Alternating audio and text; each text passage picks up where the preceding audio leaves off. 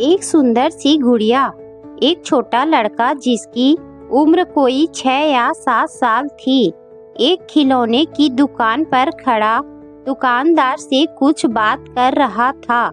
दुकानदार ने ना जाने उससे क्या कहा कि वो वहाँ से थोड़ा सा दूर हट गया और वहाँ से खड़े खड़े वो कभी दुकान पर रखी एक सुंदर सी गुड़िया को देखता और कभी अपनी जेब में हाथ डालता।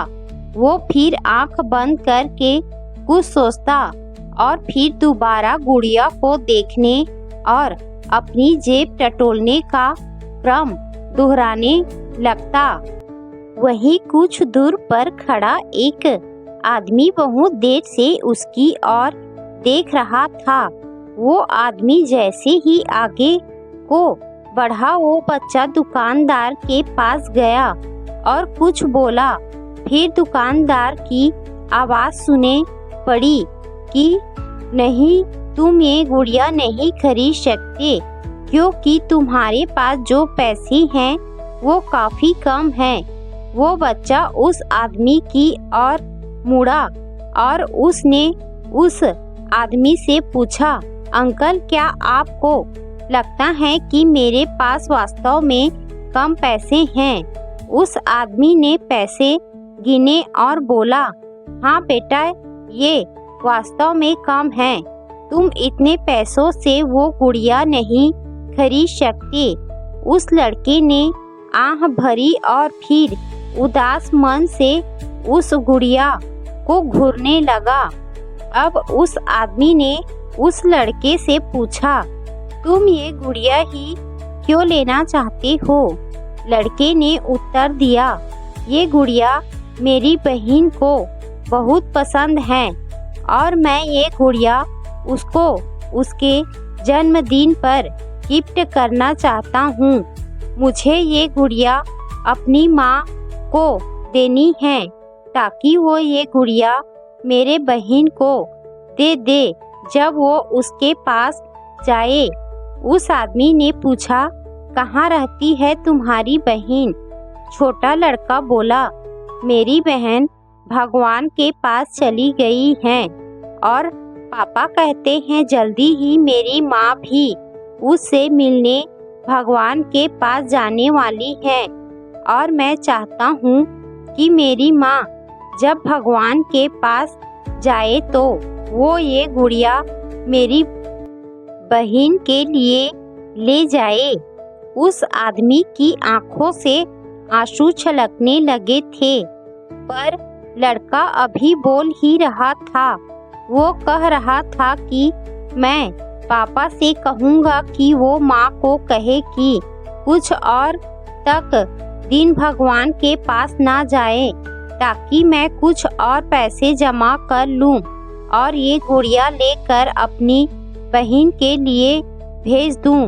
फिर उसने अपनी एक फोटो जेब से निकाली।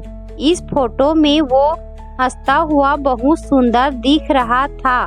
फोटो दिखाकर वो बोला, ये फोटो भी मैं अपनी माँ को दे दूँगा ताकि वो इसे भी मेरी बहन को दे ताकि वो हमेशा मुझे याद रख सके।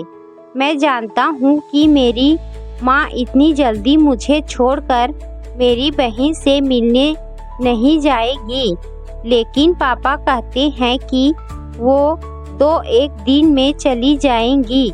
उस आदमी ने झट से अपनी जेब से पर्स निकाला और उसमें से एक 100 रुपए का नोट निकाल कर कहा, लाओ अपने पैसे दो। मैं दुकानदार से कहता हूँ शायद वो इतने पैसे में ही दे दे। और उसने उस लड़के के सामने रुपए गिनने का अभिनय किया और बोला, अरे तुम्हारे पास तो उस गुड़िया की कीमत से अधिक पैसे हैं। उस लड़के ने आकाश की ओर देखकर कहा, भगवान तेरा धन्यवाद। जब वो लड़का उस आदमी से बोला, कल रात को मैंने भगवान से कहा था कि हे भगवान, मुझे इतने पैसे देना कि मैं वो गुड़िया ले सकूं। वैसे मैं एक सफ़ेद गुलाब भी लेना चाहता था, किंतु भगवान से ज़्यादा मांगना मुझे ठीक नहीं लगा। पर उसने मुझे खुद ही इतना दे दिया कि मैं गुड़िया और गुलाब दोनों ले सकता हूँ। मेरी माँ को सफ़ेद गुलाब बहुत पसंद हैं। उस आदमी की आँखों से आंसू नीचे गिरने लगे। फिर उसने उन्हें संभालते हुए उस लड़के से कहा, ठीक है बच्चे, अपना ख्याल रखना। और वो वहाँ से चला गया। रास्ते भर उस आदमी के दिमाग में वो लड़का छाया रहा। फिर अचानक उसे 2 दिन पहले अखबार में छपी खबर याद आई, जिसमें एक हादसा छपा था कि किसी युवक ने शराब के नशे में एक दूसरी गाड़ी को टक्कर मार दी। गाड़ी में सवार एक लड़की की मौके पर ही मौत हो गई और महिला गंभीर रूप से घायल थी। अब उसके मन में सवाल आया, कहीं ये उस लड़के की माँ और बहन ही तो नहीं थे। अगले दिन अखबार में खबर आई कि उस महिला की भी मौत हो गई है। वो आदमी उस महिला के घर सफ़ेद गुलाब के फूल लेकर गया। उस महिला की लाश आंगन में रखी थी। उसकी छाती पर वो सुंदर सी गुड़िया थी जो उस लड़के ने ली थी, और उस महिला के एक हाथ में उस लड़के की वो फोटो थी और दूसरे में वो सफ़ेद गुलाब का फूल था। वो आदमी रोता हुआ बाहर निकला।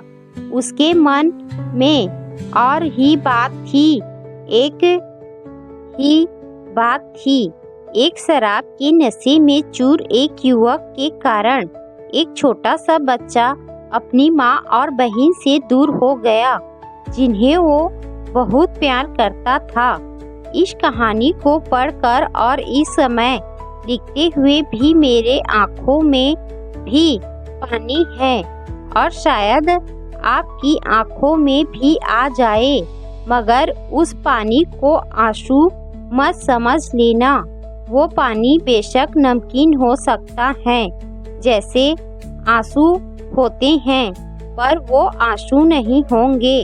अगर ये कहानी पढ़ने के बाद आपकी आंखों में आंसू आते हैं जो आपको बदलने को मजबूर कर दे, तो ही उनको आंसू मानना, नहीं तो वो पानी ही होगा।